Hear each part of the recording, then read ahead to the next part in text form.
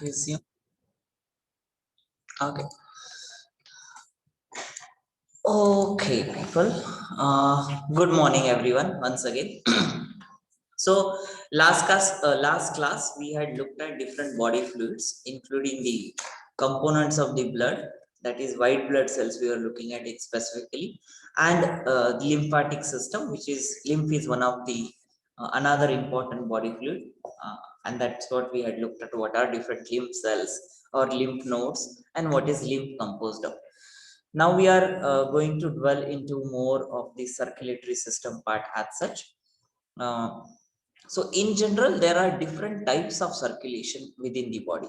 And this does not mean that you have different types of circulatory system. Yeah, it just the blood flows in different circulation or different circuits, if I can say so. And that is what is called as different types of circulation. It does not literally mean that there are types of circulation. Okay, so just a little clarifying fact here.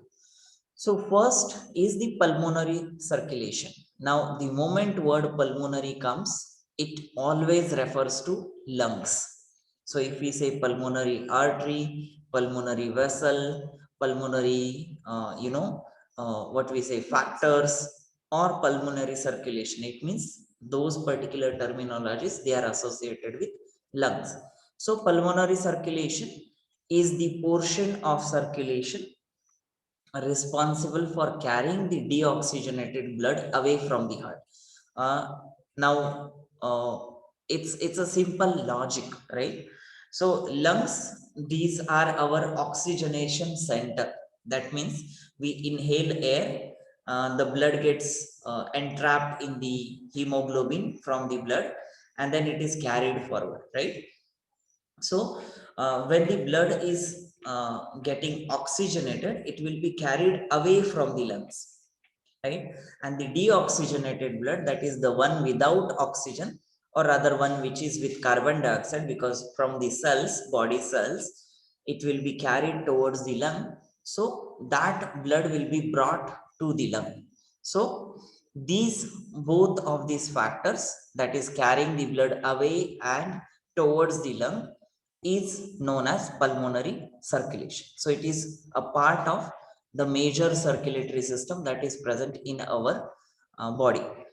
So this particular type of circulation which is associated with the lungs, that is pulmonary circulation. Second one is systemic circulation. Usually systemic circulation we refer to as the main circulation. So for example, usually um, whenever we go to a doctor or physician, and if they ask or if we ask them what kind of infection is it, they say it is either local infection or they say it is systemic infection. Local infection, like let's say on your hand there is a particular infection, or one particular body part you have infection, that is local infection. Systemic infection is throughout the blood. So that is what refers to the systemic word.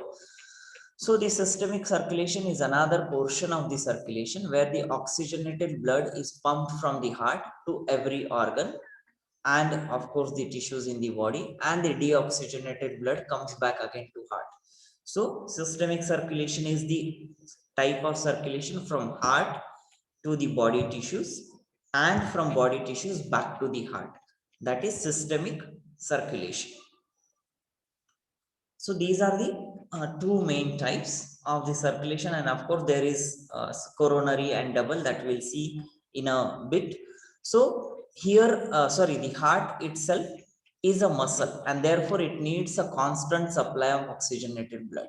Now every tissue, every organ, every muscle within our body needs certain oxygen for functioning in a particular way.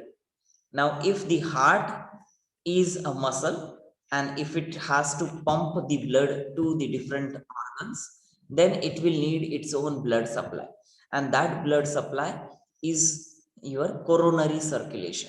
So coronary circulation is an essential portion of the circulation where the oxygenated blood is supplied to the heart itself, right? So we will see when we look at the diagram of the heart and also different components of the heart, there we will see one of the main artery of the heart is called as aorta. From aorta, there is one branch coming to the heart back, but to the layers of the heart, so that the muscles they can get the like the oxygen from the blood.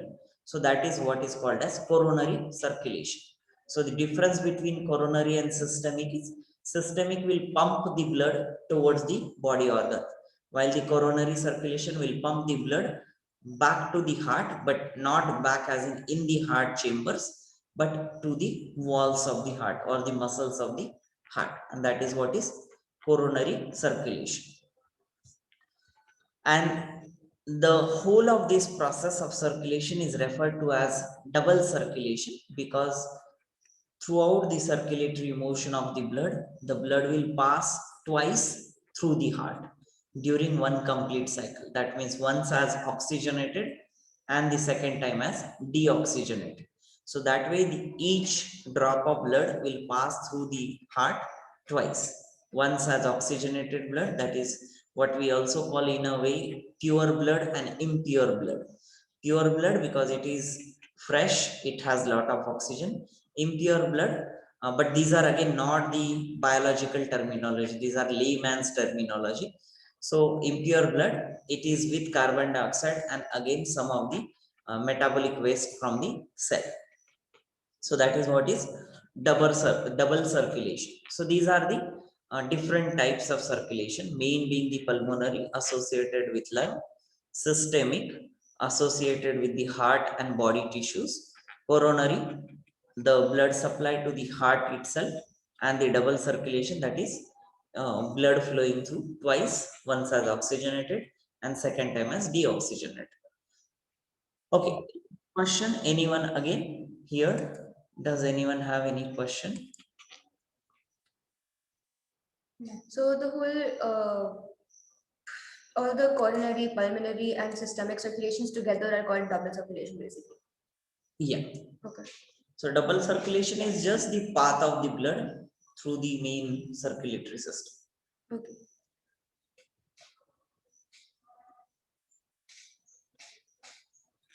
So if you have to put it in equation, no, circulation will be equal to like that equal sign, pulmonary circulation plus systemic circulation plus coronary circulation. So that way you can say.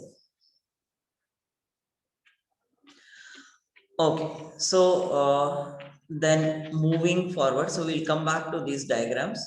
So the first and most important organ within the circulatory system is of course the heart, which is responsible for sustaining the life. Now that is very obvious statement. The heart is a muscular organ with 4 chambers. Now I assume you remember your last year biology lessons where you had learned about tissues and you had also learned about cardiac tissues. So the 3 types of tissue, and that is or the sorry the muscles, not the tissues, that is skeletal muscles, smooth muscles, and the cardiac muscle. So when we talk of heart, we talk of cardiac muscle, and neither the skeletal muscle nor the smooth muscles. So these muscles, they are highly specialized muscular tissues, and that is what heart is made up of.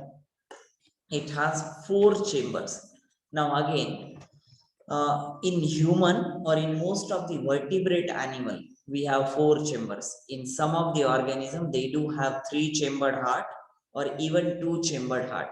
If you remember that earlier diagram when we had looked at open and closed circulatory system, they had 2-chambered heart, which is like just a pipe like structure with little enlarged like cavity, which used to contract and relax, and that acts as a pump. So that is something like 2-chambered heart. But in human, we have 4-chambered heart, and the size is about a clenched fist. That is like when you close your fist, that's the actual size, but again it varies a bit. That's like a rough estimation. Human heart functions throughout the person's lifespan, And again, that's very obvious statement, and is one of the most robust and hardest working muscle in the human body. So usually when the question is being asked, which is the hardest working muscle in the human body, people usually think of quadricep, which is one of the strongest muscle in the body. Now, or biceps and triceps, which are again one of the strongest muscle within the body. But then heart muscles, these are the hardest working and most robust. You can imagine throughout the lifespan, that is from the birth or even before the birth, almost after 3 months, the heart starts forming. From that stage, 3 months of the gestation I am talking about, that is the pregnancy period. From there till average lifespan of 60 years or so, yeah, the heart non-stops goes on beating or pumping the blood. And if it is stop, that is a stop for the life, of course. That does not happen. Question. Yes. So what do pacemakers do? Pacemakers will come to that.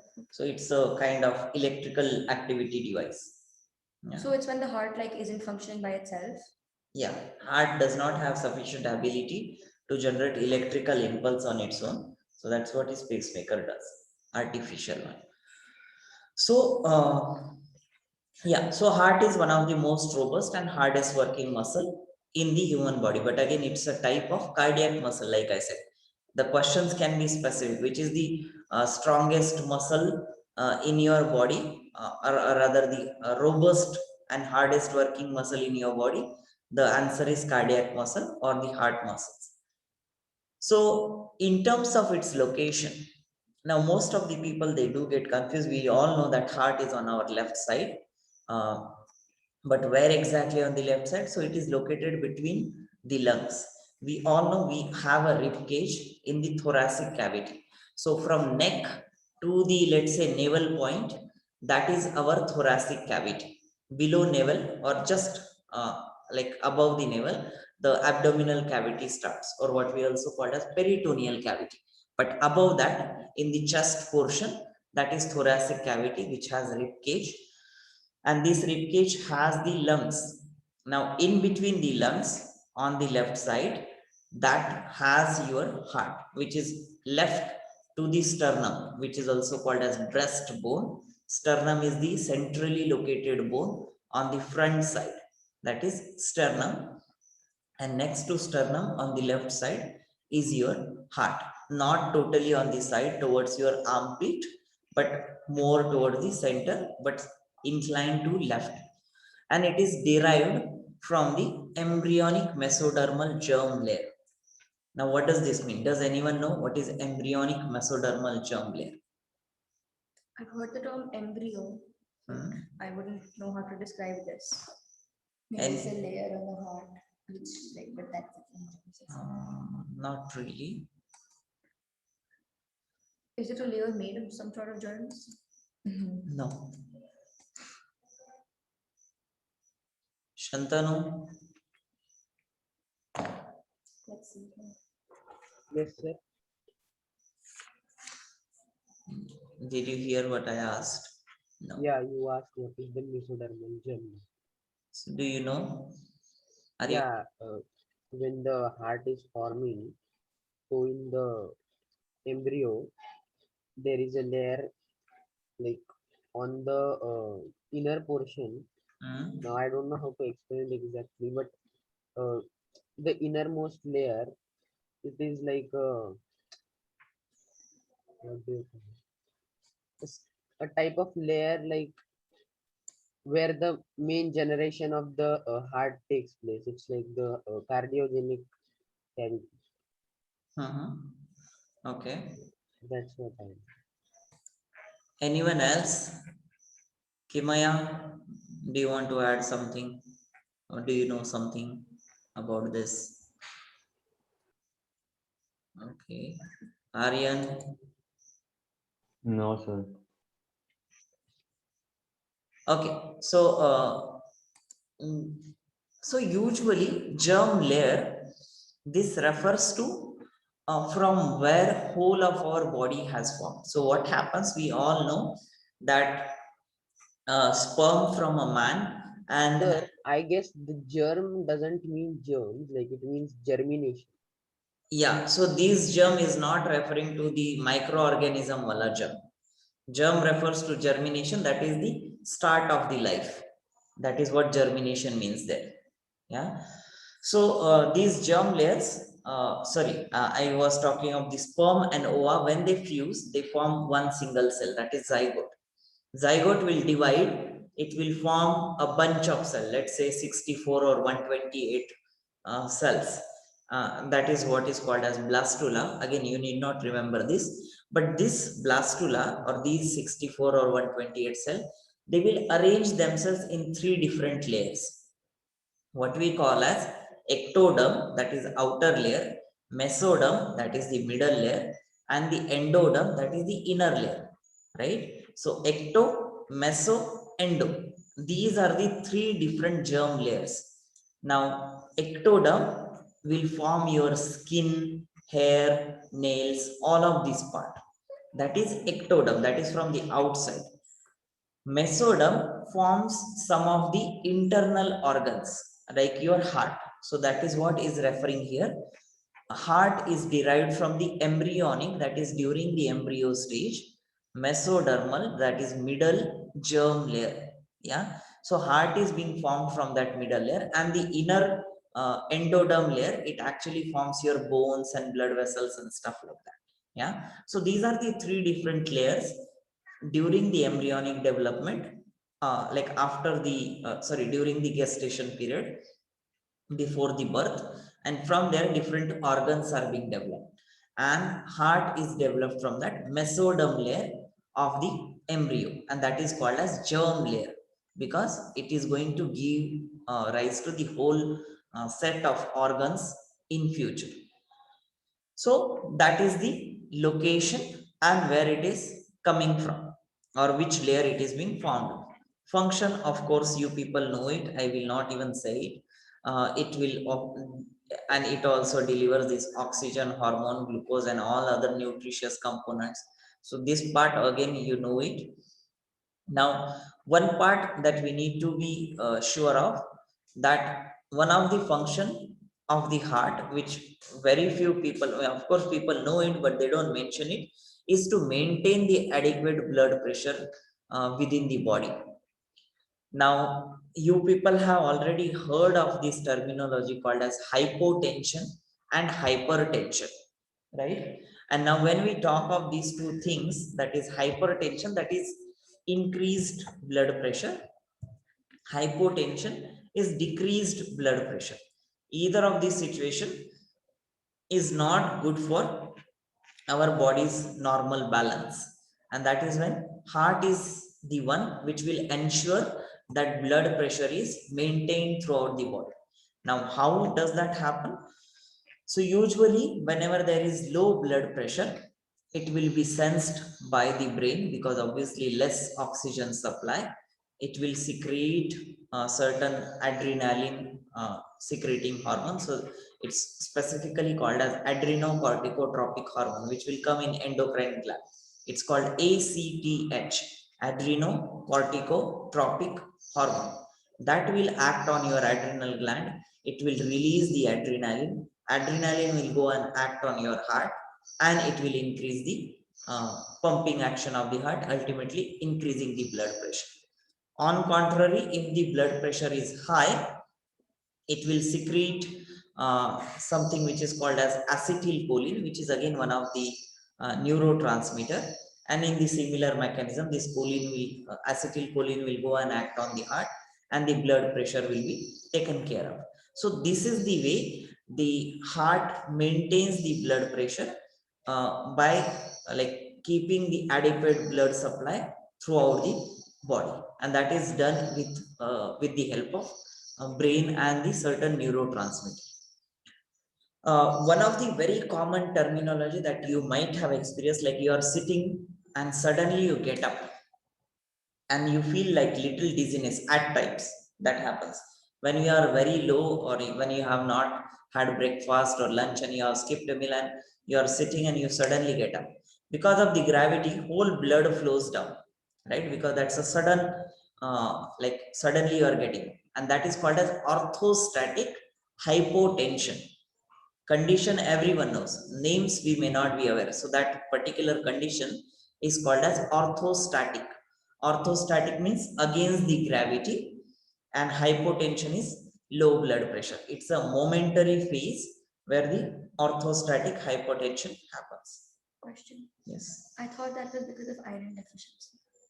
So ultimately it's one of the cause is iron deficiency. Oh, But when it happens suddenly, it's because of the gravity. Sudden surge of blood goes down and brain gets less oxygen, and that is the reason. And of course, because there are less RBCs, less hemoglobin, less iron, these all conditions lead to less oxygen. So again, adding to that hypotension. So if it happens less to you, that means your hemoglobin count, again an indirect indicator, your hemoglobin count, your blood condition, or the health of your circulatory system is fine. If it is happening quite often, it is an indirect indicator that either you have anemia, or you have less RBC, or you have less oxygen carrying capacity within blood. So all these factors. So, but like I said, it's indirect factor and may not be always true, but in most of the cases, it is true. So that is some basic information about the heart. Does anyone have any question here? Anyone So, ask? Yes.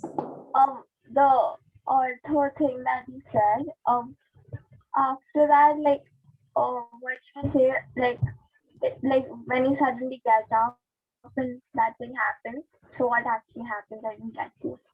I was writing. So you did not get what happens when we suddenly get up. Yeah, Okay. from that.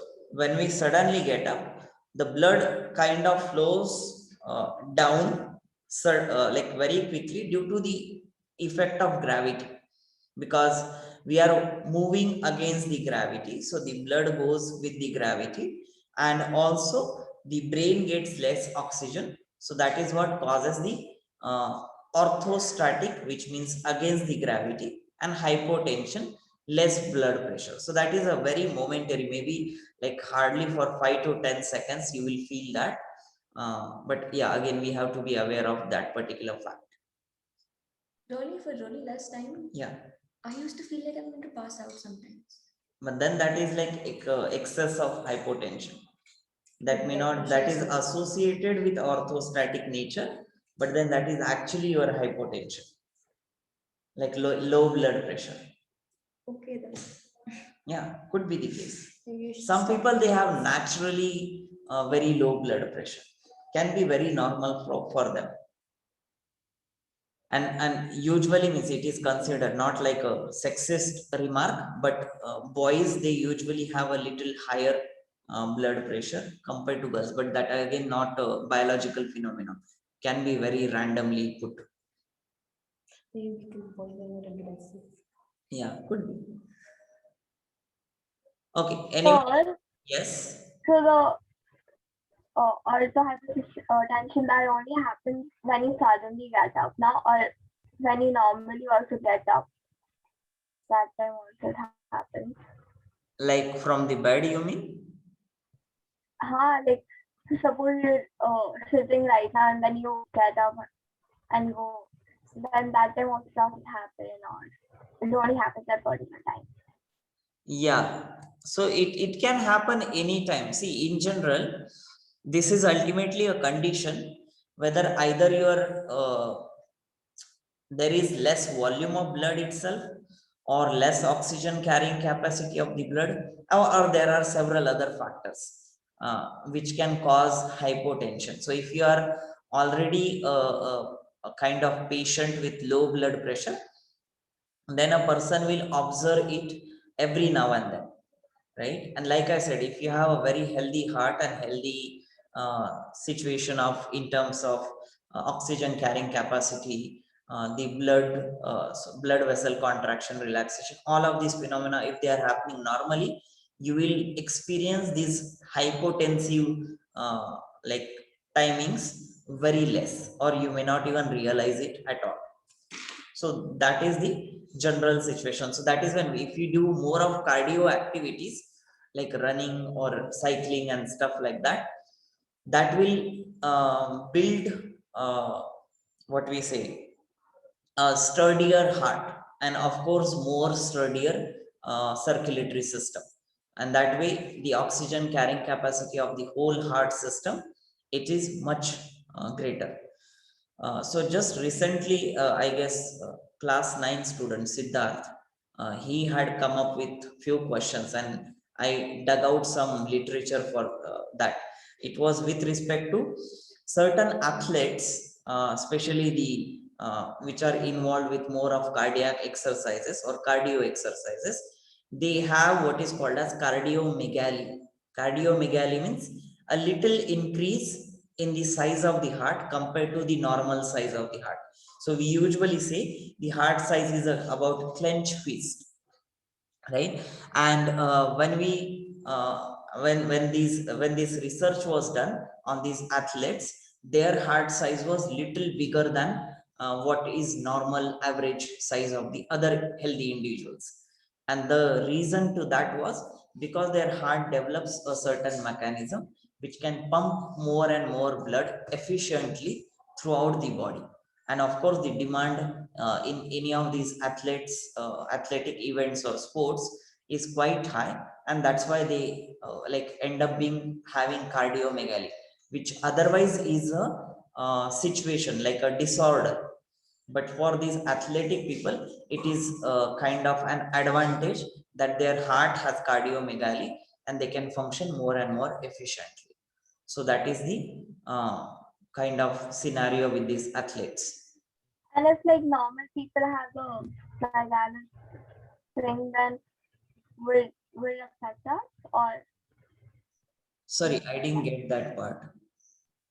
you were telling the thing the athletes have, and if suppose a normal person has, then what would happen? So cardiomegaly, it means increased size of heart, right? Now you imagine you have a like bigger heart, same amount of blood volume, but then your efficiency of the pumping of the blood from a little enlarged size is obviously going to be less, right? It's a simple, like you have less water coming to the pipe and then you have kept the tap on full, the pressure will not be built much, right? It's a simple logic there, like that. So same goes with the heart. If you have cardiomegaly and if you have same amount of blood, same amount as in obviously the blood volume does not increase, so that way it can create a hypotension like situation, that is low blood pressure like situation, and it can have effect on different body cells and also on the heart itself. That heart becomes weaker and weaker over the time. But the cardiomegaly in athlete and cardiomegaly like a disorder will have drastic difference. The wall thickness, the heart wall thickness in cardiomegaly person with disorder will be, they will be having thinner walls, while in case of athletes or sportsmen, these walls will be much thicker because they are doing exercise and they are training their heart to pump more and more blood. So that way the situations will be different, and that is when I say even the sportsmen, even if they have cardiomegaly like disorder, that will still be more healthier heart than the normal healthy adult, and surely better than the person with cardiomegaly as a disorder. Okay, I hope that was clear, Dita.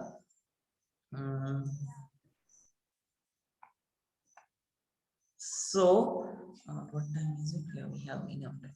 So, now coming to the structural aspects of the heart, right? Now, we have quite a few things to remember here as such. For example, like we already know, the heart is composed of 4 chambers, right? We have divided them into 2 upper and 2 lower, right? So the upper one, they are called as atria, or they are also called as auricles. Atria is the plural form, atrium is the singular form, atrium, that is atrium is the singular. When we talk of 2, they are called as atria. And the lower compartment, individually they are called as ventricle, and the two of them, that is left and right side, so it is two ventricles. So there are two atria, that is the upper chambers of the heart, and the two ventricles, that is the lower chambers of the heart. So that way they are like present in the heart. Now, of course, when the upper chambers are there, they are always on the receiving end, right? Because all the blood, either it is coming from lung, or if it is coming from the body, it will come into the atria, that is the upper compartment. Then it will flow down into the lower chambers, that is ventricle, and then from ventricle, either it will be pushed through the blood vessels into the body, like two different organs, or it can be pushed to the back to the lungs. So that way the atria and the ventricles, they function. So atria, they will always receive the blood. Whether it's a left atrium or right atrium, will always receive the blood, and whether it's a left ventricle or right ventricle, it will always pump the blood out of the heart, right? That means it is pushing the blood away from the heart.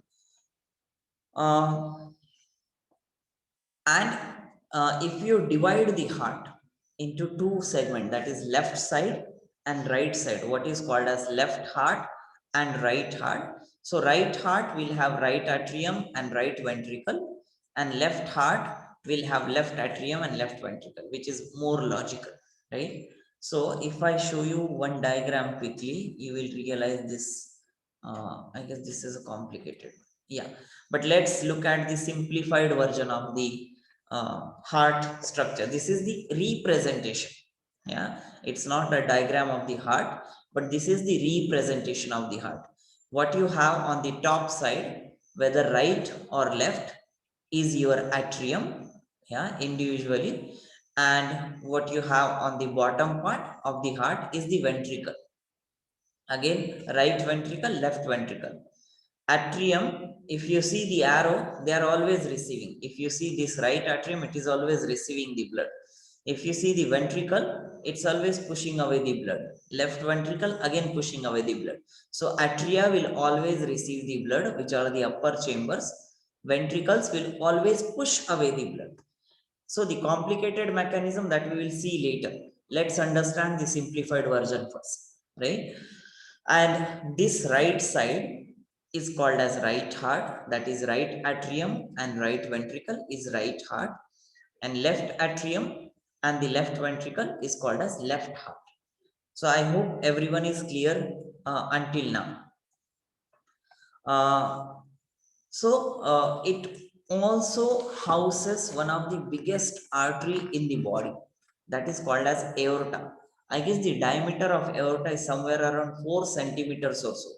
You can imagine 4 centimeter is quite a lot, yeah, which is almost like two of your, like kind of half of your finger or more than half of your finger, right? Finger length, I mean.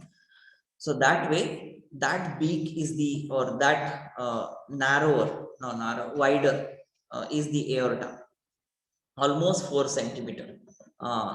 But yeah, 4 centimeter is, I guess I remember it from somewhere. I may not be so accurate, but it is like wider for sure. The right and left region of the heart, they are separated by a wall of muscle called as septum. Now, why did we look at this right heart and left heart? Is because they are separated by this muscular wall, which is called as septum of the heart. And that way, the right side blood will never get mixed with the left side blood. So again, I'll go back to this diagram. So if you look here, this double wall-like structure that is being shown here in the representation, that is the septum at the center. This way, the blood from right side does not get mixed into the left side. So left side is always oxygenated blood, right side is always deoxygenated blood, right? That way they will never get mixed up. Imagine otherwise, oxygenated blood getting mixed with deoxygenated blood. ultimately whatever is going to your tissue will be 50% of the oxygen only, because it is mixed with deoxygenant. Also, whatever is going to your kidneys will have more of the oxygenated blood and less of the metabolic waste. So that way it creates a problem, and that's why it has to be separate in different sides of the heart. So right side separated by the septum in between from the left heart. So that is the function of the septum as well. In the right half, the deoxygenated blood flows, and simultaneously the oxygenated blood flows in the left side, and that is separated by this muscular septum.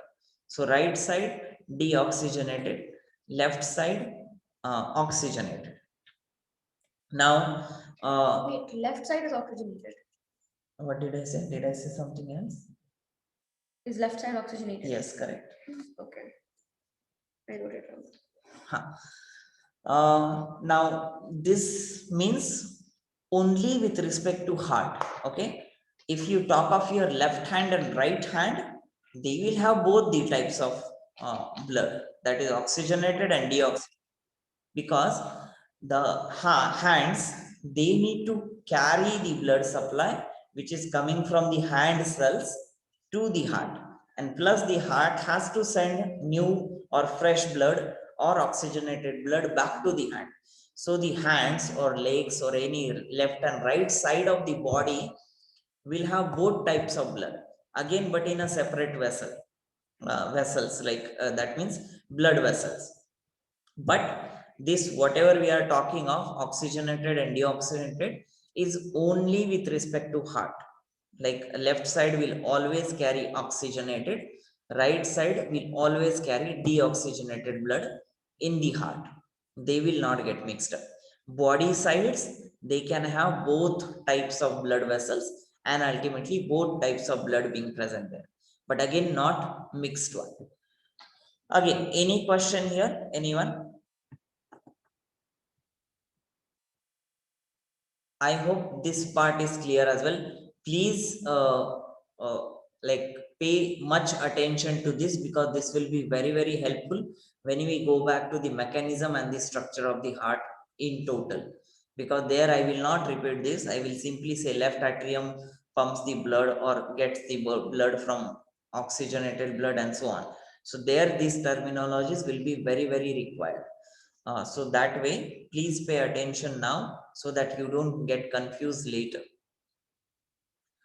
I guess I will, no, I will show you here.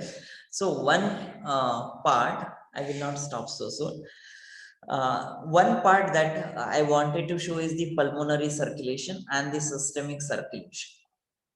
Now, this is again a schematic of the circulation from heart, which is receiving the blood and pumping the blood. Now, in case of systemic circulation, so the heart will pump the blood. So that will be either, no, not to this, blood to the lungs, not this. Again, this will be shown here. What is shown here from the heart to the different body organs, that is shown in the all the red colored blood vessels here. That will be part of your systemic circulation, including your brain. So this is, I guess, jugular vein or something, like which is supplying the blood to the brain from the heart. So there is a separate branch of aorta. So if you see this red color blood vessel, yeah, this is your biggest artery called aorta, and it has different branches. Not, yeah, that is the one, I suppose. Oxygenated blood supply, correct. So yeah, that is the aorta, and it has different branches, you can see, and one of the branch will take the blood supply to the brain, and that is what you see next to your neck. So when in the movies they show if the person is dead or alive, what they check is they check this vein, which is kind of beating, and you can also feel the pulse next to it. So if you sit calmly and just touch your like side of the neck, like kind of not exactly side, but in 70 degree from front, right? That's where you will feel those veins, and you can also feel they are kind of beating or pumping the blood. So that is the systemic circulation.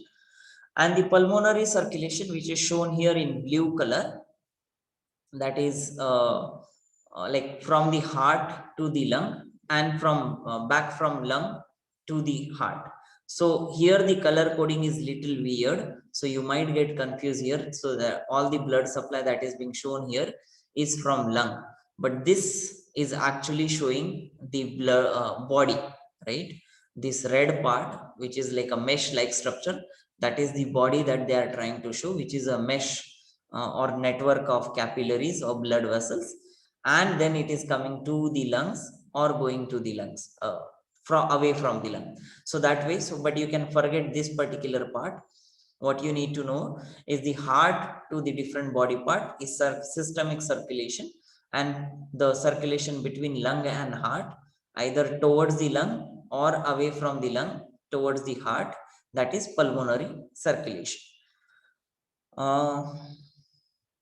Okay, I guess we can stop here now. If there are any question, you can ask. Otherwise, in the next class, we will look at the little complicated structure of the heart, where we'll be talking more about this atria and ventricle, and then different components or structural components of the heart. And then we will later look at the mechanism, of course. Any questions so far? Anyone?